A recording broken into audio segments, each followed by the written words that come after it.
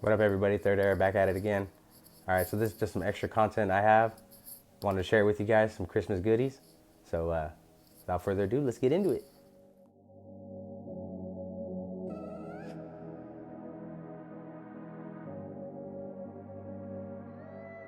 So this is some goodies that I got this Christmas. I actually have like a little list on Amazon. Things I just throw in there that I notice that are on sale, or things that I think might be a good little deal. And so I guess the word got out, my wife or my mom or whoever, but they saw all these little goodies that I had in there, and they decided to get me some of those things. So I was pretty happy. So first off, one of the people that I watch, somebody that I support and I think has a good message out there, is my boy BigVell. Here's one of his shirts, Peace and Bass. Man, I've been wanting to get some of his merch for a while. I just kind of told the old lady I wasn't going to spend as much money on car audio up until, the holiday time, and maybe even after we do taxes. I'm looking to actually do a lot of upgrades. But here's some stuff, man, that I had on there. I had a hoodie of his. I had a shirt. So I mean, I was really happy getting this, man. This somebody that I watch, somebody, me, I like to support anybody and everybody. So I have everybody's merch on that list. So for them to pick that one, it was at the top of my list. So I was really happy. And then besides that, I had some other stuff on there. Anybody that has a Hifonics Brutus amp knows the struggle of the angled inputs. And I mean, it's to the point where I'll build an amp rack uneven, like height-wise, just so I can get the power in there and the ground in there without being pinched or anything. And then you have to, mount it down with like almost like the little covers that go over the conduits to hold it nice and still. I end up putting that over the wire just to kind of hold it in place. But I had some Customz angled inputs, just 1/0 to 1/0. And what this is going to allow me to do is I'm going to put these in there, and then I'll be able to put in some dual inputs into these ones. One of the reasons why I haven't had dual inputs yet in my amp is because of, the odd shape. So I do think they did make a dual. They make another type of input like this, but it's copper, and I didn't really want the copper color. So this will allow me to get into the amp, create another 1/0, and then now I could actually put a regular old one, dual, have two runs of 1/0 and get it into one terminal pot. So, and the purpose of this video, for the most part, is also this amp that I got. I would have never really bought this amp for myself, just because it being a mids and highs amp by a company that I really don't ever buy their mids and highs product. But seeing that I have the 2400 BXX subwoofer amp, I decided, you know what, I might as well throw this amp on there on my little list, and if it ever goes on sale, maybe I'll take a stab at it. Sure enough, this thing went down to like $84 or something like that on Amazon warehouse. And I guess my mom was looking out for it because she bought it for me, man, and it was a cool little Christmas present. Not sure why it was an Amazon warehouse, because it came sealed. All the manuals were 100% in a sealed thing. Even the box inside of the box was 100% sealed. So maybe somebody got the wrong amp and had to send it back, or maybe they just undid one little piece of tape on part of the box I didn't notice, and maybe they had to retape it. I don't know, but from what I could see, man, this is a brand new amp. It doesn't look like anybody's ever powered it. So here's a little bit of the manual. It's almost like a quick start guide.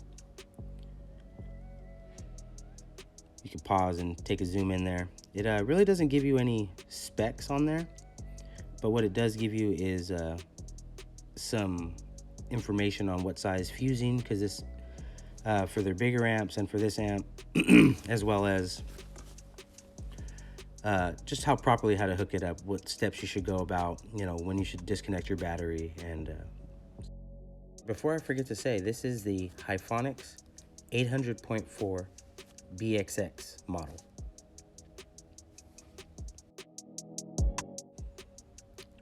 And as you can see, man, it had all the foam in there. It's got the Allen keys in there. This thing looked like it was never opened before, so pretty fortunate to get it for 87 bucks. Well, my mom bought it for 87 bucks. They're normally around 129 or maybe even 100. I've seen it as high as 149 when they first came out. Now, see, there is a 1200.4, a bigger version of this that now that I've got this little one, I think I might end up actually going and buying that 1200.4 and use this 800.4 for my tweeters and use the 1200.4 for all my mids. But this thing's a little beast, man. It was a brute. It was heavy. It's class AB amp, but it was a beast, man. It was my other amp is probably twice the size of this one. But I mean, I'm just happy to have an amp that actually matches the other amp. It's been a while since I've had a system like that. Maybe back in, I had some Fosgate systems that were all matching amps. So, be a nice little eye candy to have that. So this was almost about 3 inches tall. I want to say it was like 2 7/8, maybe somewhere right around there. And wide, I think this thing was a little bit over 12 and a half. Let's see if I can see it here. Mounting feet to mounting feet. Where's my finger at? 13 inches from the mounting feet to mounting feet.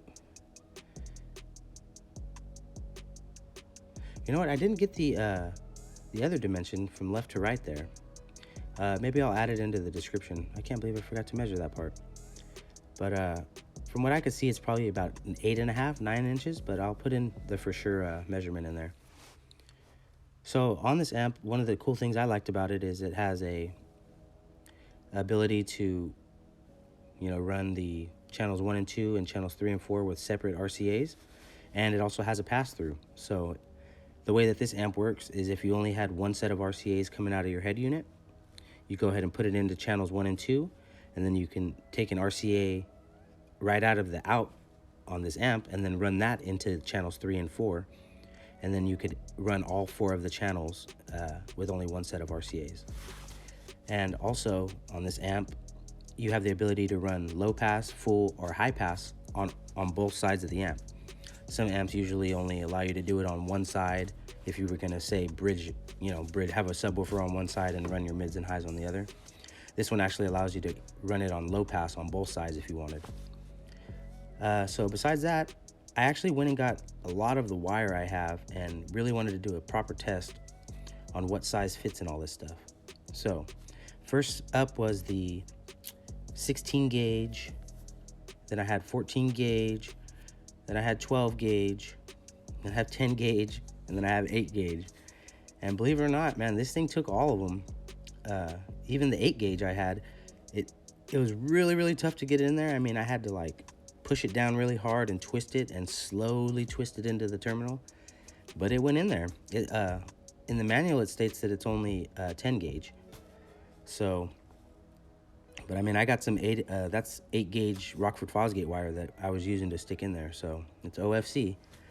The only CCA wire that I had in here actually is I think it's the 3rd wire that I ended up trying. I had a 16 gauge CCA sky high wire in there that was actually a little bit bigger than Rockville's OFC 14 gauge. So the way that it's in the steps there, I did it by thickness of wire. So yeah, that's the only CCA wire in there that I tried. So if you happen to buy the CCA sky high 16 gauge, I bought a big spool of that for my son's Power Wheels build, and it was pretty cheap, but I mean, that thing fit in there easily. And then as far as the power terminals over there, it fit 4 gauge very easily, and that's some I think that's Stinger 4 gauge that I tried there. I might be incorrect. Let's see. That is a Rockville OFC 4 gauge. And I ended up measuring the actual rubber piece on there, the actual protectant, and it's, let's see, how did I measure it? I want to say maybe I did it in metric. Let's see, here we go.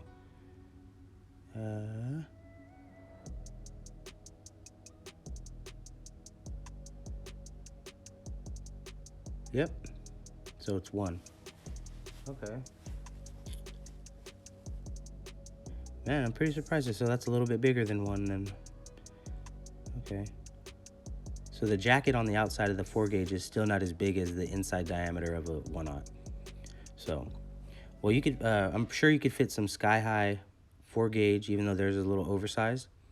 You should have no problem fitting that into this terminal here. And the remote wire is the same as the other side with all the speaker wire channels. It fits the same. So those are both the same as I showed there. So you could fit 8 gauge in there if you wanted, but 10 gauge fit in there, I think, perfect. It just slid in and slid out. 8 gauge took a little bit of work, but you can get it in there if you, for some reason, you need to run some 8 gauge into this, you know, basically 500 watt mids and highs amp. Something I didn't talk about yet is the power ratings for this thing. This thing claims it does 100 watts RMS into 4 channels at 4 ohms. And it claims it does 200 watts into each channel at 2 ohms. In reality, in my experience with these Maxxsonics amps, I'm probably going to end up getting right around 300 watts, running it in 4 ohms for total for the whole amp. At 2 ohms, if you happen to maybe run it, you're probably going to get right around 400, pushing it. Another shout out goes to my boy BigVell. Go check out his stuff. He's got BigVellLithium.com. He's got all the kind of product on there. Lithium, merch, some goodies on there, man. Go check him out. Thank you to all my other subscribers and everybody that watches my videos. I really appreciate you guys. Thank you. Tomorrow I'll be dropping the next episode 2 for the How to DB Drag 2020. So stay tuned. Third Era out.